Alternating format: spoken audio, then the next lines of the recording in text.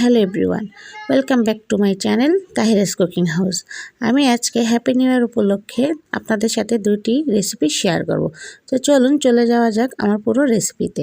আমি প্রথমেই নুডলস রান্না করে নিব। তো নুডলস রান্না করার জন্য প্রথমে আমি পানি গরম করে নিয়েছি। এবার এখানে দিয়ে দিব 2 প্যাকেট কোকোলা নুডলস। নুডলসগুলোকে আমি খুব ভালোভাবে সিদ্ধ করে নিব। আমি কিন্তু এখানে বেশি বা কম কোনোটাই সিদ্ধ করে নিব না, আমি যেটা পারফেক্ট হবে সেভাবেই সিদ্ধ করে নিব। তো দেখুন আমি কিন্তু নুডলসটা পানিতে দিয়ে দেওয়ার পরে নুডলসটা ভালোভাবে সিদ্ধ করে নিতেছি। এবার আমি নুডলসটা ছেঁকে ধুয়ে নিব ঠান্ডা পানি দিয়ে। তো এখন আমি কড়াইতে কাঁচামরিচ, পেঁয়াজ ও পরিমাণ মতো তেল দিয়ে দিয়েছি। এবার আমি সব উপকরণ ভালোভাবে ভেজে নিব। তো এখানে দেখতেই পাচ্ছেন খুব ভালোভাবে আমি ভেজে নিতেছি। এ পর্যায়ে কিন্তু পেঁয়াজগুলো পুড়িয়ে ফেলা যাবে না, এরকম হালকা লালচে হয়ে গেলেই এর ভিতরে আমি দিয়ে দিলাম গাজর, ক্যাপসিকাম ও আলু কুচি। আপনারা এখানে আপনাদের পছন্দ মতো সবজি নিতে পারেন, এখানে ফুলকপি, সিমও দিতে পারেন। এবার আমি এখানে দিয়ে দিব স্বাদ মতো লবণ। লবণটা যে যার টেস্ট অনুযায়ী দিবেন। এবার আমি খুব ভালোভাবে সবজিগুলো ভেজে নিব। সবজিগুলো যতক্ষণ না পর্যন্ত সিদ্ধ হয়ে যাচ্ছে। এবার আমি এখানে 2 প্যাকেট ম্যাগি মশলা এবং 2 প্যাকেট কোকোলা নুডলসের মশলা দিয়ে দিব। আপনারা এখানে চাইলে ম্যাগি মশলাটা স্কিপ করতে পারেন। ম্যাগি মশলাটা দিলে নুডলসটা খেতে অনেক বেশি মজা হয়। এবার আমি খুব ভালোভাবে আবারও নাড়াচাড়া দিয়ে নিব। এবার এখানে আমি দিয়ে দিব ডিম। ডিমটা আপনারা চাইলে আগে ভেজে ঝুরি করে নিতে পারেন। আমি সবজিগুলো সরিয়ে তারপর ঝুরি করে নিব। আমি এখানে ডিম দিয়ে দিলাম 2টি। এবার খুব ভালোভাবে ঝুরি করে নিব। আপনারা চাইলে কিন্তু এই কাজটা আগেও করে নিতে পারেন। এবার আমি এখানে দিয়ে দিব একটি টমেটো কুচি। আপনারা চাইলে টমেটোটা নাও দিতে পারেন। এবার আমি এর ভিতরে দিয়ে দিব নুডলসগুলা আমি কিন্তু ঠান্ডা পানি দিয়ে ধুয়ে রেখেছিলাম।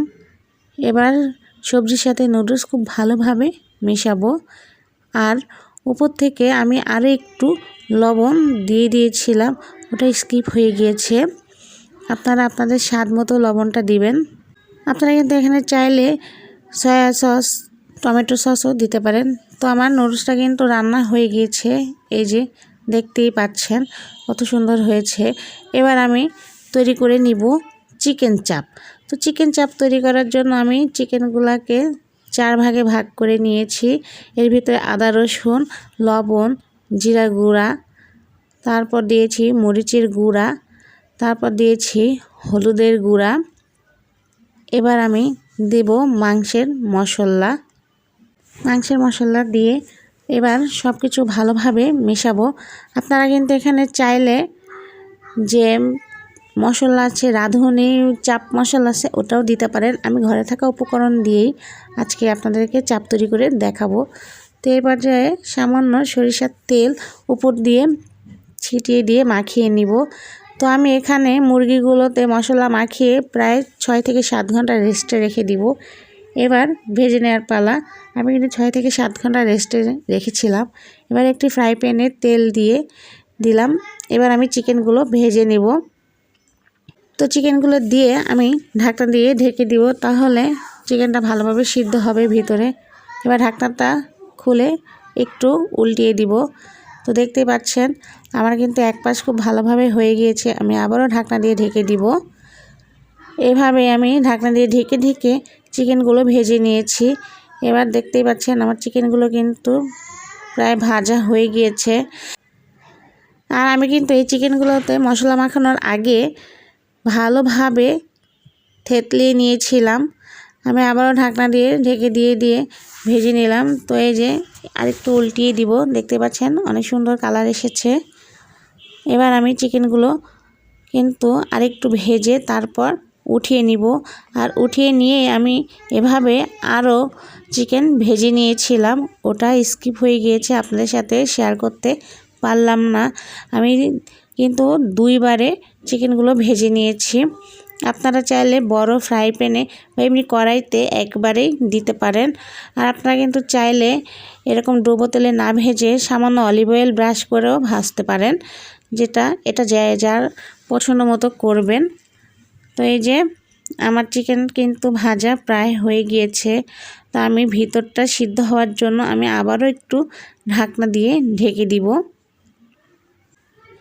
আমি আপনাদের সাথে 31st একটি রেসিপি শেয়ার করব। আপনারা কিন্তু 31st বাসায় এটা তৈরি করে খেতে পারেন। বাসায় সবাই অনেক বেশি পছন্দ করবে। আর হ্যাঁ, আমার এই রেসিপিগুলো যদি ভালো লেগে থাকে অবশ্যই লাইক, কমেন্ট ও শেয়ার করে পাশে থাকবেন। এবং আমার চ্যানেলের নতুন নতুন রেসিপি পেতে অবশ্যই আমার চ্যানেলটি সাবস্ক্রাইব করে পাশে থাকা বেল আইকনটি ক্লিক করে দিবেন। তাহলে আমার সকল ভিডিও নোটিফিকেশন আপনাদের ফোনে সবার আগে চলে যাবে। আমি আপনাদের সাথে নতুন নতুন রেসিপি শেয়ার করার চেষ্টা করব। আমার রেসিপিগুলো আশা করি আপনাদের কাছে ভালো লাগবে। এবার আমি কিন্তু চিকেনগুলো উঠিয়ে নিব। দেখতেই পাচ্ছেন প্রায় শেষ পর্যায়ে, কিন্তু এর থেকে বেশি পুরানো যাবে না, তাহলে চিকেন থেকে একটা বাজে পুরোপুরি স্মেল আসবে। তো এবার আমি চিকেনগুলো উঠিয়ে নিতেছি। উঠিয়ে নিয়ে আমি দেখাবো আপনাদেরকে ঠিক কেমন সাজানো পরে হয়েছিল আমার এই চিকেনের প্লেটটা। চিকেন আর নুডলস একসাথে আমি খুব সুন্দর করে সাজিয়েছিলাম। তো এই যে দেখেন, চিকেন এক সাইডে, নুডলস এক সাইডে। আমি কিন্তু চিকেনের জন্য আলাদা করে পরোটা ভেজেছিলাম, সেটা আর আপনাদের সাথে শেয়ার করলাম না। আরেকটা ভিডিওতে পরোটার পারফেক্ট রেসিপি আপনাদের সাথে শেয়ার করব। তো আমার রেসিপিগুলো কেমন লেগেছে অবশ্যই কমেন্ট করে জানাবেন। সবাই ভালো থাকবেন, সুস্থ থাকবেন, আর নতুন ভিডিও পাওয়ার জন্য অপেক্ষা করবেন। আল্লাহ হাফেজ।